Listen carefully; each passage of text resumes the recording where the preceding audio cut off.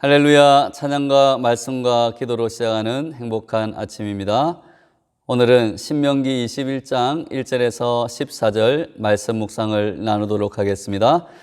오늘 말씀은 범인을 알 수 없는 살인 사건을 처리하는 규정과 여자 포로를 아내로 삼는 규정에 관한 말씀입니다. 1절에서 피살된 사체로 번역된 히브리어 할랄은 원래 구멍을 내다라는 뜻으로 흉기에 의해서 살해된 자를 주로 의미합니다. 이러한 피살자가 발견된 장소인 들은 일반적으로 농경지에서 벗어난 황야와 같은 지역입니다.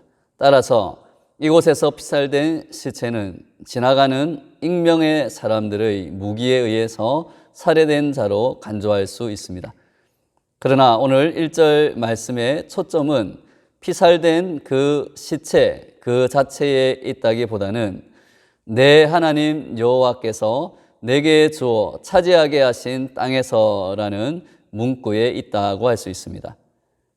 즉 하나님께서 약속하시고 이스라엘 백성들을 선택하여서 그 이스라엘 백성으로 하여금 차지하게 한 그 땅, 이제 하나님의 거룩한 백성으로 선택한 민족이 살아가게 되는 그 땅에서 하나님의 거룩함을 나타내고 하나님의 사랑과 하나님의 말씀대로 살아가야 하는 그 민족들이 있는 그 땅에서 이러한 알지 못하는 그러한 죽음이 발생했다라는 것이 문제라는 것입니다.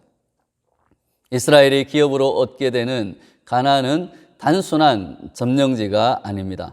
그것은 하나님이 이스라엘에게 주시기로 약속하신 거룩한 곳이라는 것을 우리는 마음에 새겨야 합니다. 그러므로 그곳에서 발생한 의문의 죽음은 그 지역뿐만이 아니라 그 안에 거주하는 공동체 전체를 오염시키는 것으로, 즉 그 모든 사람들의 죄악으로 간주되었다는 것입니다. 이러한 경우에는 죄를 속하는 속죄의식을 시행함으로써 공동체의 정결을 회복하고 그 공동체의 정의를 시행하는 것이 일반적인 원칙이었습니다. 그래서 그 사건이 일어난 곳에서 가장 가까운 성읍을 재고 그 성읍의 사람들이 그 죽음에 공동으로 죗값을 치러야만 했습니다. 가장 가까운 성읍의 장로들은 아직 부리지 않고 멍에를 매지 않은 암송아지를 범인 대신 죽여야 했습니다. 아마 이 암송아지의 비용은 그 성읍 사람들이 공동으로 부담했을 것입니다. 이처럼 어떤 사람이 의문의 죽음, 즉 죽인 사람이 나타나지 않는 그러한 죽음으로 죽어 있는 그러한 시체를 발견한 그 죗값에 대해서는 모든 공동체가 책임을 져야 된다라는 것입니다. 그리고 그 책임을 지는 대가의 죄 피의 그 대가로 암송아지, 순전한 그러한 암송아지를 제물로 드린 것입니다. 암송아지는 그래서 물이 항상 흐르는 곳이며 또 농지로 쓰인 적이 없는 그러한 골짜기에서 목을 꺾어 죽여야 했습니다. 이는 그 피로 인한 오염을 계속 흐르는 물이 씻어줄 것을 기대했고 제로 오염된 땅에서는 작물을 기를 수 없었기 때문에 작물을 기르지 않는 그러한 곳에서 그 암송아지를 죽였던 것입니다.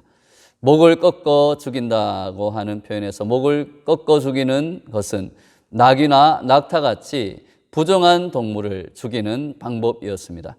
그런데 오늘 정한 짐승인 소를 이렇게 죽인다는 것은 이것이 단순한 제사가 아니라 살인자 대신에 죽이는 의식이라는 것입니다. 즉 속죄를 행하는 그러한 의식이다라고 할 수 있습니다.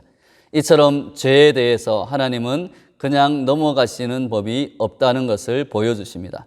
피 흘린 죄의 대가는 반드시 피로 치러져야만 합니다.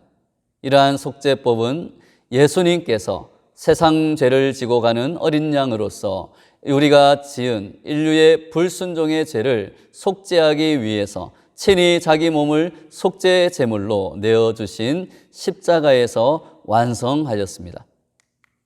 10절, 14절은 전쟁에서 포로로 잡은 여인과의 혼인에 대한 규정입니다. 여자를 전쟁의 노획물로 허용한 것은 우리가 앞에서 읽은 20장에서 주어진 명령에 나옵니다. 20장 13절에서 15절의 내용에 근거해 보면 포로의 대상이 그들이 차지한 땅인 가나안 민족에 속하지 않은 멀리 떨어진 민족으로서 이스라엘과 전쟁을 벌인 민족임을 알 수 있습니다. 즉 아내를 삼도록 허용된 것은 가나안 민족이 아니라 멀리 떨어진 성읍에서 전쟁을 하고 난 뒤에 포로로 잡은 여자인 것입니다.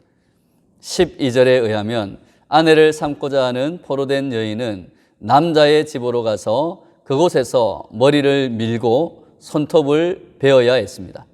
이러한 행위는 정화와 새로운 삶으로의 전환이라는 의미를 지닙니다. 또 13절에 포로의 의복을 벗고는 일반적으로 포로의 의복을 벗는다라는 이 말씀은 일반적으로 두 가지 뜻을 담고 있습니다. 우선 이방에서 이스라엘 공동체로 이제 새롭게 그 신분을 전환한다라는 의미가 있습니다. 당시 고대 근동의 관습에 따르면 의복을 벗는 행위는 이전에 자신이 속한 민족의 우상을 버리고 이스라엘의 하나님을 받아들이기로 했음을 상징적으로 보여주는 그러한 일이었습니다. 그래서 이 의복을 벗는다라는 이 말은 그 당시에 그 히브리의 뜻으로 보면 길에서 벗어나다 또 떠나다라는 뜻을 지닌 동사 수르로서 그녀가 이제 떠나게 해야 할 것이다 또는 그녀가 옮겨야 할 것이다 라는 뜻을 가지고 있습니다. 이는 단순히 옷을 벗는 사실 이상으로 과거와의 의식적인 단절을 의미합니다.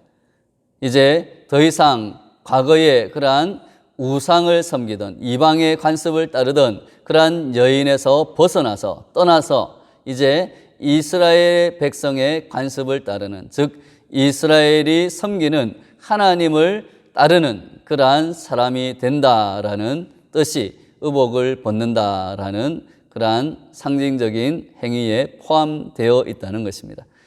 이 포로된 여인이 옷을 벗는 것은 그러므로 과거에 그녀가 숭배했던 우상을 떠나 이스라엘의 하나님에게로 전환되었음을 강조하는 말씀입니다. 한 달 동안 그녀는 자신의 부모를 위해서 또는 전쟁으로 인해 사망한 자들을 위해서 애곡하였습니다. 이러한 사실은 이제 그녀의 주인이 다른 사람임을 의미합니다. 이 애곡의 기간이 지난 후에야 포로된 여인을 아내로 맞아들일 수 있게 되었고 그 여인은 이스라엘의 딸의 위치를 확보하게 됩니다. 14절에서는 그 후에 아내로 삼는 것을 거절당한 여자 포로는 돈을 받고 팔아서는 안 된다고 명령합니다. 그러한 여인은 그녀의 마음대로 가도록 해방시켜야 합니다. 왜냐하면 그녀는 이미 과거와는 달리, 즉 노예의 신분이었던 그 과거와 달리 이제 이스라엘 공동체의 구성원으로 인정되었기 때문입니다. 여기서 돈을 받고 팔지 말라는 지시는 그 여인을 노예처럼 취급해서는 안 된다는 것을 가리킵니다. 그래서 70인역은 이 문구를 너는 그녀를 포악하게 다루어서는 안 된다라고 번역하고 있습니다. 이 말씀에서 우리는 아무리 전쟁 포로로 잡혀온 여인이라 해도 사람이기에 존중해야 한다는 원칙은 변함없이 적용되어야 함을 알 수 있습니다. 당시에 전쟁 포로로 잡혀온 노예들은 주인이 그 목숨을 함부로 할 수 있었습니다. 특별히 여자 노예들은 성놀이개로 전락하고 그 주인이 마음대로 성착취를 하고 또 놀이개처럼 사용하다가 버리는 그러한 또 돈을 받고 파는 그러한 소유물로 여겨졌기 때문입니다. 어떤 상황에서도 생명은 존중되어야 합니다. 인권은 보호되어야 한다는 우리 지금 우리가 생각하는 인권 보호의 그러한 사상이 오늘 말씀에도 하나님은 담고 있는 것입니다.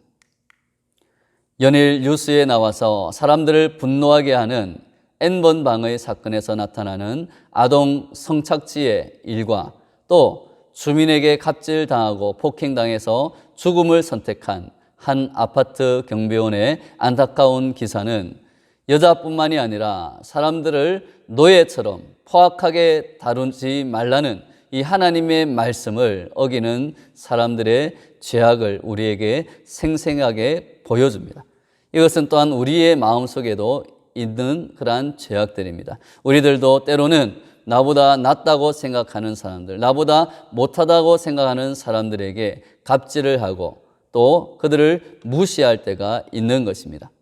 그러나 복음은 모든 사람이 하나님의 형상으로 존중받는 그러한 세상을 만들라 하시는 그러한 주님의 명령을 담고 있습니다. 사람의 존엄을 무시하거나 짓밟는 것은 죄이고 하나님은 이 죄를 묵과하지 않고 심판하신다고 말씀하십니다. 사람을 자신의 소유물로 삼고 이용하려는 마음이 발전하면 하나님도 우리의 소유물로 생각하고 하나님을 나의 욕심을 위해서 이용하는 우상처럼 섬기는 사람이 되기 쉽습니다. 성도들은 이러한 소유욕과 욕심을 버리고 사랑하고 섬기는 사람이 되어야 할 줄로 믿습니다. 그래서 오늘 하루도 나를 위해서 남을 이용하고 하나님을 이용하는 그러한 이기적인 사람이 아니라 사람들을 위해서 섬기고 하나님을 위해서 내가 선한 도구로 사용되는 하나님의 선한 청지기와 선한 일꾼이 되는, 그리하여 하나님께 가장 선하게 사용되는 쓰임받는 저와 여러분 되시기를 예수님의 이름으로 축원합니다.